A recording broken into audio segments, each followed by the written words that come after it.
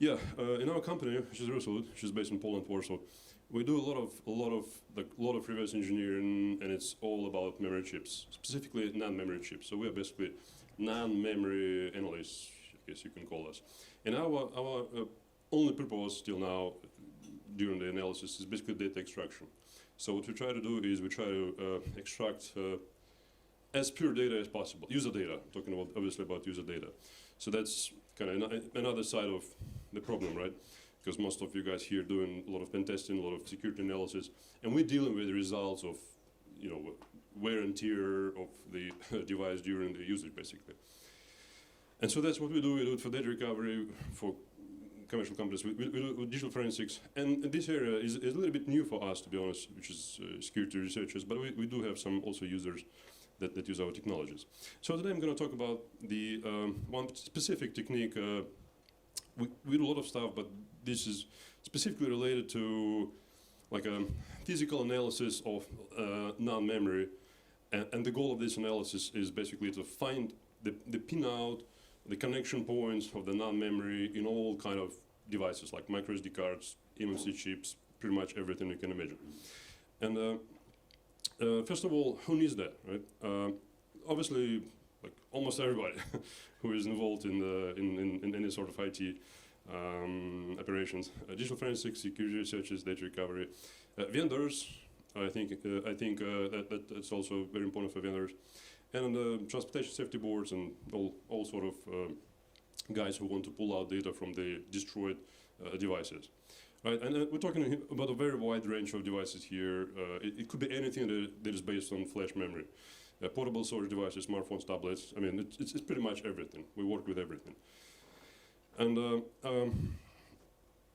sometimes this everything has a very specific memory chips, and a lot of them has eMMC chips. And those devices obviously get damaged, right? The device, we work with all kind of damages. The technology works with all kind of damages. If device is not recognized by computer, it's somehow damaged, right? It could be firmware corruption of microcontroller, could be physical crack, could be pretty much anything. Security lock devices, like locked eMMC chips or SD cards, it is bypassable. You can really bypass this lock easily through the non-memory access, because it's all on the firmware on the firmware abstraction layer of microcontroller. So we don't care about microcontrollers when we work with non-memory. So we get like a very low level raw access to the memory, right? Why would you do that, right? Sometimes you want to extract artifacts. You're doing security research. You want to make sure your device, like, functioning as you programmed it, right? Functioning properly and doesn't leave a lot of artifacts of the past data that was recorded on the device. In a lot of cases, we can pull out a lot. So some of you guys doing a bad job in terms of security analysis, because like a lot of embedded file systems, really, if you think about it, they keep a lot of artifacts and outdated information in it. So, so I wish I had more time to talk about that. But we talked today about pinout analysis, right? And that's why you're here. And it's, as I said, it's really important for many of industries. So this is basic structure of like eMMC memory. We're going to talk about eMMC, micro SD today, and all this sort of embedded storage. In case of eMMC, the structure is really sort of simple. You have the microcontroller. It could be like this bunch of different types of microcontrollers. You could have one with a RAM memory, with a support of RAM memory, like eMCP chips you have besides eMMC chips. And so, but normally it's like a very simple structure inside. You have microcontroller, you have non-memory. The non-memory stores data, obviously, and the microcontroller basically controls all the operations. This is where, most of the time, this is where we working on this particular level. So we kind of man in the middle of between microcontroller and the flash memory. And by working on that level, we have a lot of problems. We have a lot of problems related to, first of all, like very basic problem, how to get access to flash memory, right? Because, I mean, obviously vendors don't share much information. I mean, I understand that this is commercial, commercial information, and yeah, you don't want to share it. So basically, you want to find pinout to connect to NAND memory in order to be able to do physical acquisition of the dump, or physical image or dump of the memory, right? In a lot of cases, I've already heard from you guys, you're dealing sometimes with eMMC chips that are not recognized, or they are recognized but they're locked, right? So there's a vendor lock command, obviously, command 0x42 in a SD protocol, which you can utilize in order to, well, secure access to your device. And until you send the password, it won't really provide you basically access to the memory. It works fine through controller, but again, you can easily bypass it by going through the NAND memory, and we did it quite a bit. And when you're talking about NAND memory, there's a lot of, like, probably more than half of cases you'll face. They'll have just a very typical standard package of the flash memory. It could be BGA, could be TSOP, all sorts of packages, probably like 10, 15, or even more different packages. I'm talking specifically about flash memory, flash NAND memory, not like NOR, not the SPI and I2C stuff like that. It's a purely NAND memory here. And yeah, BGA63, BGA107, those pinouts you can more or less find on the internet. There's no secrets, right? Because like those chips device designed to be used, so if you buy them, you need to have some kind of data sheet, which only Microns provide, by the way. Big kudos to you guys. And other vendors don't like to share even data sheets, and that's a problem for us, and of course for security researchers as well.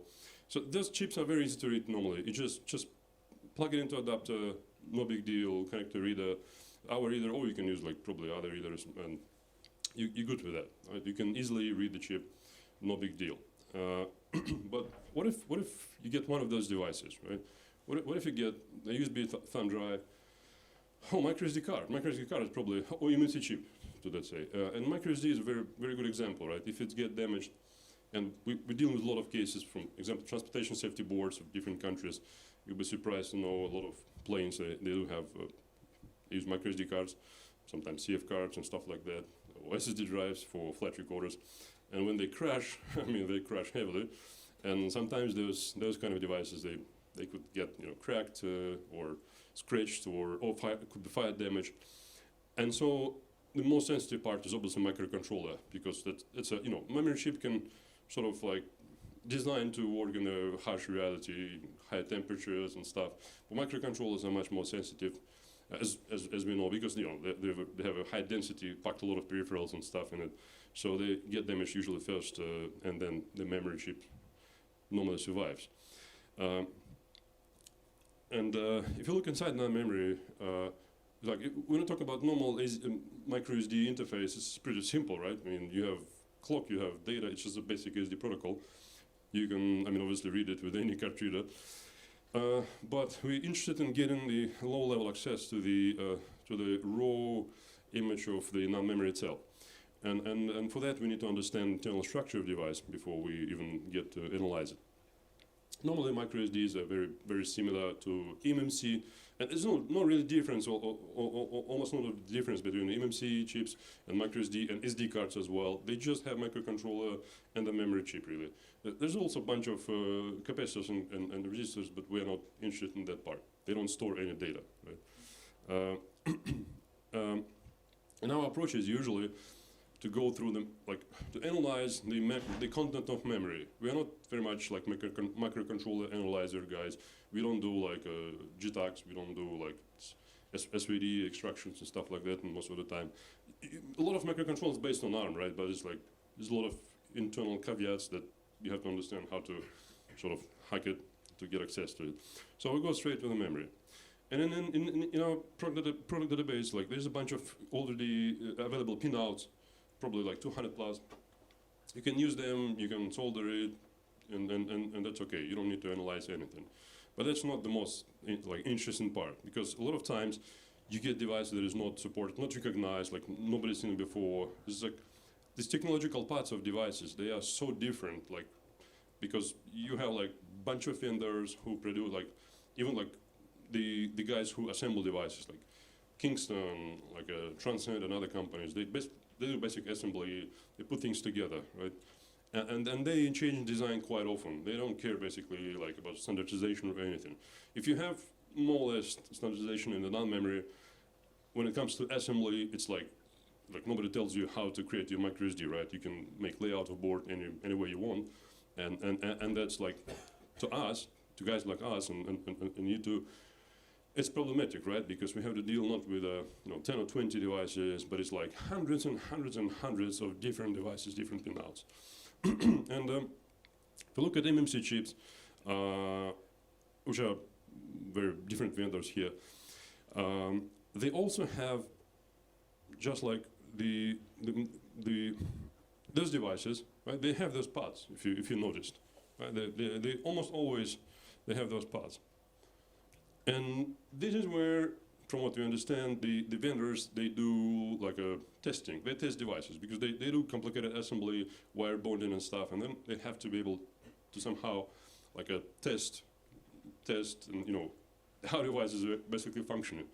Did they do any mistakes in production line and stuff like that? And they use those parts basically to get, from what we understand, to get access to non-memory as well, just like we do. The only difference is they have Pinout, and we don't, right? They don't provide it to us, and it makes it even more interesting and challenging. And on eMMC chips, also like all of those, I'm sure most of you know all of those chips, right? BJ 169, 153, 162, and 221. Those are very typical eMMC memory chips that you probably analyze daily or weekly or from time to time. It could be problematic sometimes to read because you need to use different pull-ups and like serial registers sometimes to make them work like better. If you do especially ISP, it could be noisy and stuff like that.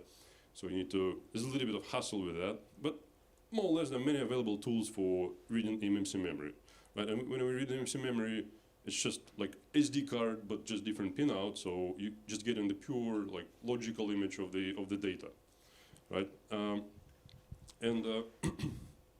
If you probably everyone of you who deal with eMMC chips have seen those interesting yellowish pods on the devices, and from device to device they normally differ.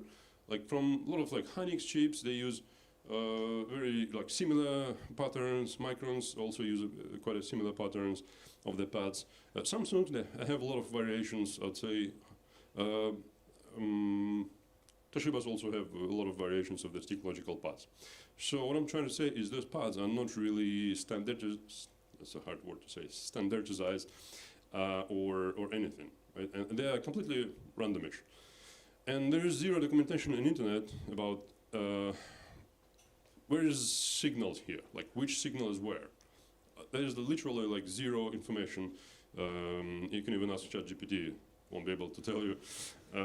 And that's what we do basically. We develop basically serial techniques to analyze those. I don't know if vendors would like that or not, but that's what we do, right? Because we need to get access to data no matter what. And basically we analyze those using different approaches. Again, if you look inside the eMMC, it's a straightforward microcontroller, which is a very tiny, sort of like crystal here, you see, die, they call die, bare die of the chip. And then I have somewhere here the flash memory. And by looking, that's actually X-ray, high resolution X-ray picture of the eMMC memory. Maybe not too high, but quite good one.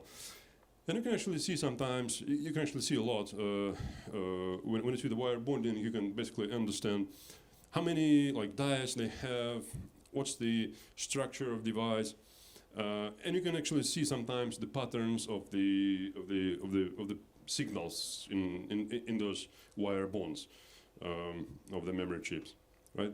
And this is what we're always looking for. This is a very basic, more or less standard. I mean, there are a couple of variations though, but that's a plain basic NAND interface of the flash memory. It is, I would say, like much more complicated than SPI or I2C or any other like easier chips. It's like comparable to NOR basically. NOR and NAND, they're pretty much on the same level well, protocol complexity, I would say. They're not really complex, but it's just asynchronous, a protocol interface that brings its own sort of like caveats to the game. And we're normally talking about 8-bit data bus here. Sometimes it could be 16 data bit or 2 data buses per 8 bits. It's normally a couple of pins of power, VC and VCQ. One of them powers up the core of the memory, and another one is for basically data bus transmission lines and so on.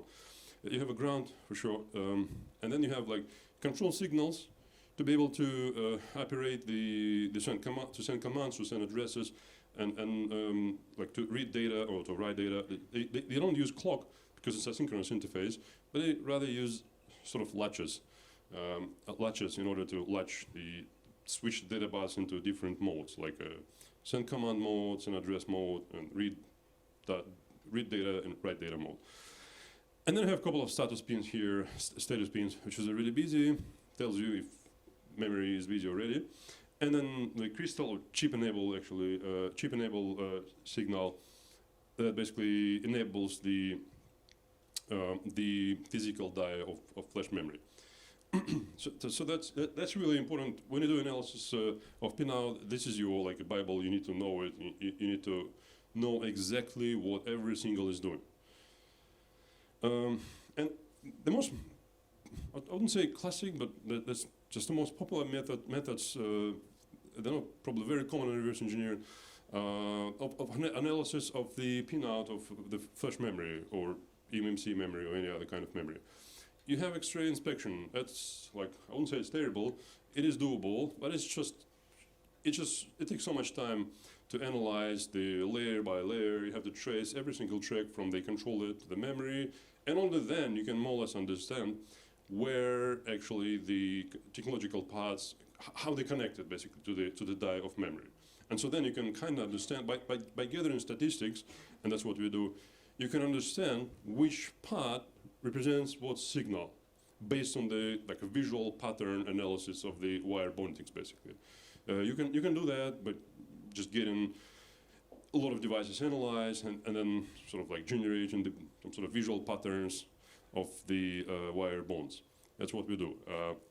Another method is, I kind of like it more, is a layer dissection. It's not decapsulation, that's a different thing, but rather a layer dissection, so that you basically dissect the PCB layer by layer, and then you put it all together into the, in Photoshop, into the nice layered stack of pictures, so you can actually sort of like see through devices, and you can, you can switch layers and so on.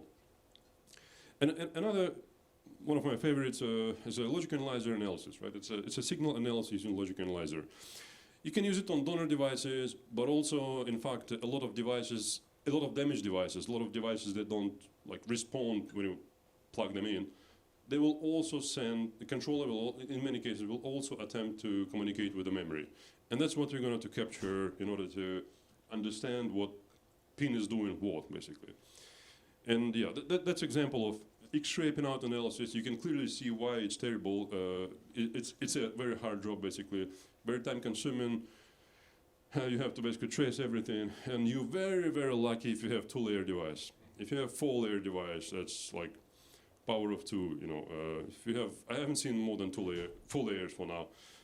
So but normally, like second and third layer would be ground and power, but it just makes it more complex. Anyway, that's not what you want to do like every day, right? Layer dissection, basically several steps, right? You remove the mask of device at first, you make the picture, the high resolution picture. You can see the top layer of the board. Because on the memory chips, in fact, if you didn't know, there's a PCB, there's a printed circuit board, which is very thin. And then the chip gets wire bonded to the board. So, and they're very, very, very thin. So what we do basically, we remove top layer, make a picture, we remove second layer, make another picture. And here you can already see sort of like where the wires bonded to the device. This was pretty complex. It was LPDDR here. The flash memory was not actually here, but like this part and that part was LAN memory, and that's a RAM. And then there was microcontroller over there. You see there's dozens of parts, and it's like you need like 20% probably of this, but you still have to analyze like all of them to get your 20%, and that's really tough. And so once you did it all, you will have to obviously connect device somehow. You need to solder. And we do a lot of micro soldering, and that's what you do when you deal with this device, is micro soldering, if there's no adapter, obviously. And it's actually quite an interesting series of micro soldering video that we publish on YouTube. You can have a look how to do it. Like, we do micro soldering on second layer and sometimes even third layer. It's pretty cool, I'd say.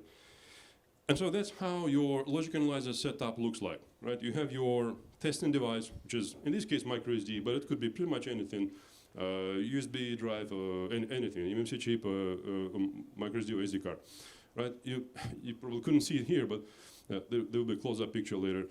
You have like the interface connected to, it's a special adapter, interface, like SD interface connected to the normal SD or USB interface, and then you have there the tiny parts. They're basically connected to the special pins here, which are then connected to logic analyzer. So what you're doing here is a sort of like man-in-the-middle attack. You could say. You connect device to normal interface. You power it up, and then controller starts to communicate, and you're in the middle, sniffing or capturing all the signals, right? and that's how the setup, physical setup, looks like. I've got it here. It's a logic analyzer. You can use pretty much any logic analyzer. 100 to at least like 200 megahertz probably sampling rate would be fine, but better to use a higher one. We normally use 1 giga sample per second or 2 giga samples. There's a bunch of companies make them. Most of them are actually pretty cool. And yeah, that's the software. That's how it looks. I'm going to open it here. We don't make that one. It's a third-party tool, which we use a lot. So the main idea here is, once you capture signals, it'll basically show you the some unknown digital signals on the as a waveform, as a digital waveform, and basically this is where again pattern analysis begins. Like, a lot of our work, actually, a lot of work in this area is related to statistical analysis and pattern analysis. A lot of visual analysis, actually. X-ray, you're going to analyze visually. Dissect the chip, visual analysis. Logic analyzer, sort of like signal analysis, but it really comes down at first to the visual identification of different types of the signals and so on. And so, I mean, obviously, I couldn't teach you all within 30 minutes of how to analyze all the signals, but a couple of things to notice. It's like, when the chip just powered up, some of the signals, they actually inverted. So the first signal, for example, which would be chip enabled, actually, it'll go down, right? So if you scroll to the very beginning of time, of the logic analyzer time, and you will basically see first signal that drops, that chip enabled, right? And then 8 signals, well, it's not mixed here, because in real life, it's all mixed, right? So you have to put it all together. I'm just showing here when it's not mixed, really. 8 signals, they behave same. What could be that? How do you think? Data bars, data lines, because we have 8 of them, sometimes 16, but most of the time it's 8. So you can tell right away that's a data bus. Right, then, well, that's where it gets a little bit sketchy, because like to send command, you have to send a write enable signal. Latch, actually, write enable latch signal. And so it's a very short pulse usually, goes down and then up. It's just one cycle, basically, of microcontroller. Here it is. And then when you want to send command, you have to toggle the command latch enable pin. And when you want to send address, you have to toggle another one, which is, I think, here, address latch enable pin. And so you can kind of analyze here, even by density of signals, like a WE is very short and very quick. Chip enable is very static, it just goes down and stays all the way. And when you send command, there's a particular pin goes down. And what happens with chip when you send command? How do you think? Is it ready or busy? Right, it becomes busy, basically. Right? You send command, and chips start thinking, okay, what I'm going to do now? And this is where it begins, right? The chip was ready, which is actually opposite here. It's an inverted signal. and then it goes down after your command.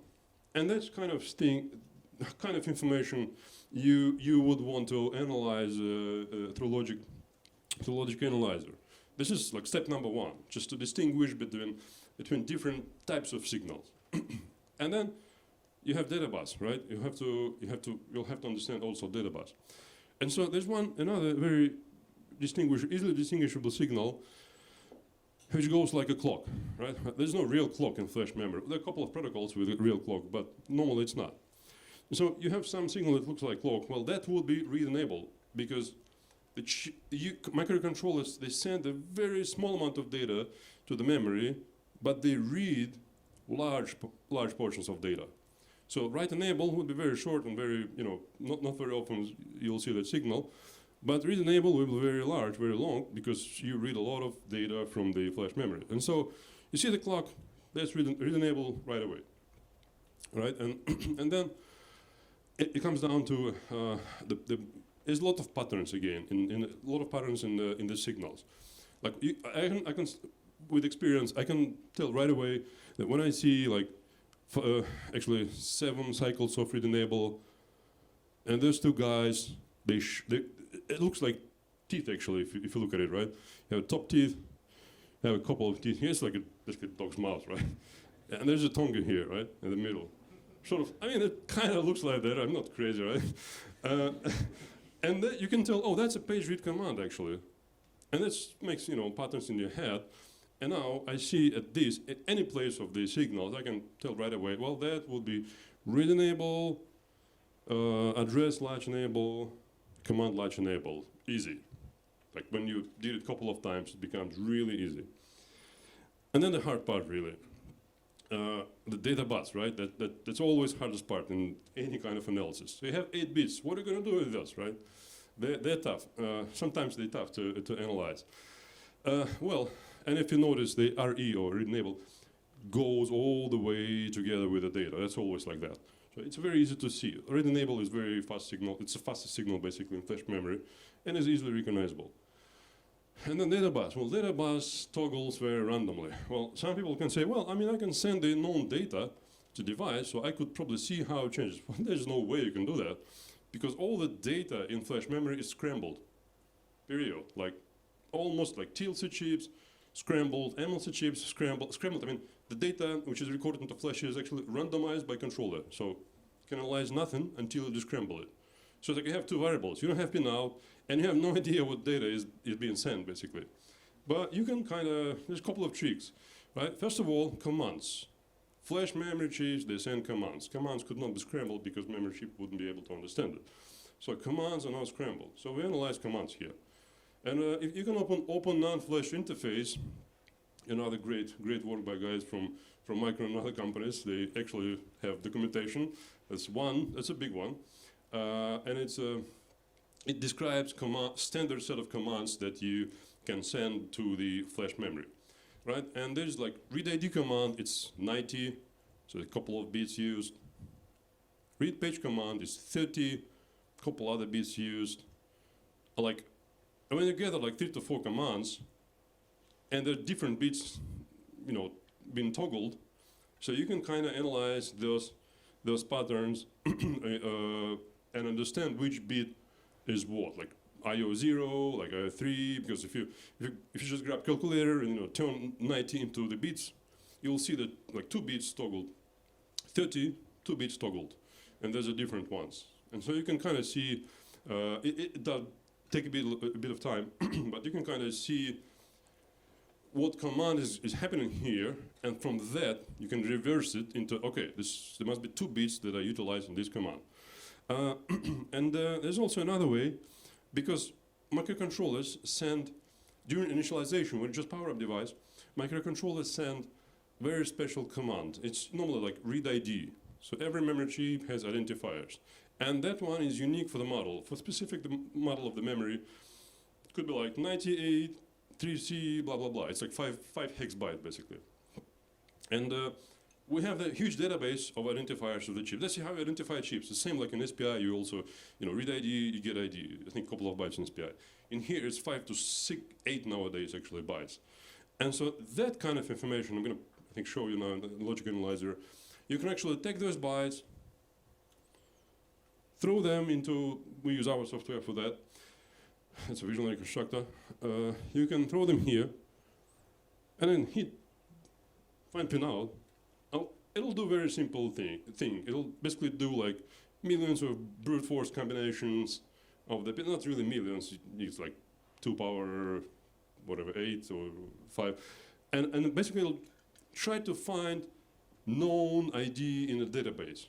So we just simply brute force it by guessing, by trying all of the combination of bits, and that really makes it much more easier and much faster. And then you get ID, and it tells you basically like, okay, that's pin number 1, that's pin number 2, that's pin number 3, and so on. But you can also use commands for that, because some of eMMC chips, they don't send like read ID command. They just don't do it. And so you have to analyze all of the other types of commands that controllers send. And then you do this. You basically use neither adapter, but if it's a unknown device, there's no adapter. So you do micro soldering. You connect it to the pads of the adapter, and then you throw it to the reader basically, and do data like dump processing, dump conversion, and then you get the file system from the dump. But that's like another part which is not very much related to logic analyzer part. And I have some time, I hope now. I'm just going to show a live demo of capturing signal through a logic analyzer from the USB drive, and we will see at the waveform if we can quickly detect some of these signals. I think it'll take no more than maybe 5 or 7 minutes if we still have a time, I hope. For the logic analyzer captures that go into VNR, do you have to use DSView or can you export it? Anything. You know, you type it by hands basically. You just toggle the signals in the software, and you can just sort of like copy what you see here and there, and you can use any logic analyzer. Obviously, it's not. Does it take in like CSVs or like from say? Not really. You have to like input it by hand. Yeah, it's a 5 on 5 like 20 something clicks basically. But yeah, you have to do it by hand. Sure. Yeah.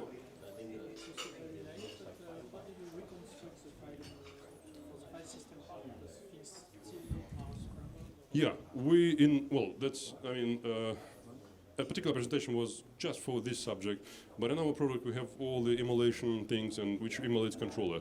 But that's like, we have a booth there, you can come over there, and it'll be kind of like promotion if I talk about it much here. So, but yeah, it's not easy, but it's doable in many cases. And in eMMCs, yes, you will have to emulate controller in order to reconstruct the data to the file system. We do that, we have it there.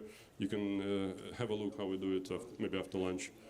And in terms of number of microcontrollers you are able to emulate? We use kind of universal approach more or less. It basically even gives you opportunity to reverse engineer on your own if you like to. We will support like most of controllers that don't use encryption. Like on SSD drives, they use encryption on many of them. So that part we don't support. Most other controllers usually is not very complex. Well, some of them are very complex, but a lot of them are not so complex. But normally we have like database of solutions, and you can have a look at it in our booth in the hall. So, yep.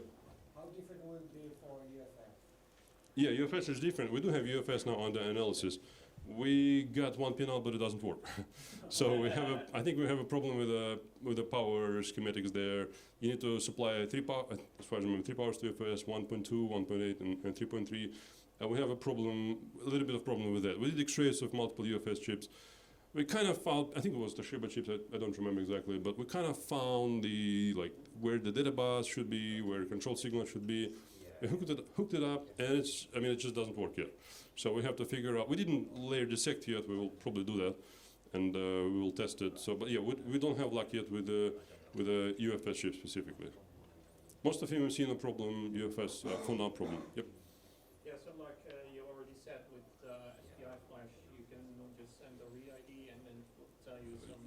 Yeah, SPI flash is usually kind of easy because you have only basically MISO, MOSI, and CS. Right. And that's pretty much all. And a clock, obviously. Right. So. And then you check that against the JEDEC database, maybe. But For the NAND memory or for the SPI? Which one? Well, that's what I would do with an SPI flash, but Uh-huh. there's some similar concept with. Yeah, basically that's what we do. The problem though is for SPI chips, you have no problem with getting datasheets. For the non-memory chips, there's the only company who provides them if you sign NDA is a Micron. Yeah. The other guys kind of probably hesitate, I would say, politely, to provide the datasheets for their own products. So you don't get that. And you don't know, like, the problem is, like, the IDs are not exactly in ID. There's only one byte as defined as a vendor byte. It doesn't help a lot, really, because like 98, EC, 45, you have only one byte to rely on, and that's not reliable at all. It's just, they cross, actually. I think, if you take 45 and 98, probably, they use same or similar bits, just in different positions, so it's very hard to use one byte. You need the reliable detection, you need to know the full ID. And if you can collect, that's what we did basically, from the internet, from own analysis, from other sources, database of identifiers, yes, that's exactly what we do in our tool. We just brute force it against known list of identifiers. But JDEC doesn't provide you the list of full IDs, because there is a first byte of the ID is a vendor byte. 7 more bytes nowadays, they are basically like a vendor-specific bytes, and there you go. Vendors they decode their different types of data in the binary form, but like you can hardly find like a huge. You can find some database in the internet, but it's like not easily accessible, let's say. So yeah, it's a. Yeah. And in case of SPI, I would say it's really easy using logic analyzer. It's just clock, and a couple of bits. And well, if you talk about like QSPI, that's where it becomes a little bit more complicated, because you're dealing with multiple data bits. But in SPI, you don't really need QSPI. You can still turn it into normal SPI, right, and just use it in 1-bit mode. With the flash NAND, it's not going to work, because it's a parallel memory. The data bus is always parallel. In eMMC, yeah, you can kind of switch it from 4-bit mode into 1-bit mode and so on, and other way around. But with NAND flash, it's not working like that. So, as every byte gets split into bits through the 8 bits of data bus. So, Thank you very much. yeah, thank you. Oh, thank you. Yeah, that's the best software we use. You can use pretty much any. It's already done. Oh, okay. Well, I'm just gonna. Is this the same that you have at the stand, or is this a different? This is third-party software that we use. It's a logic analyzer software. You also there in We also have it, I think, in booth here. It's the same, right? Yeah, it is.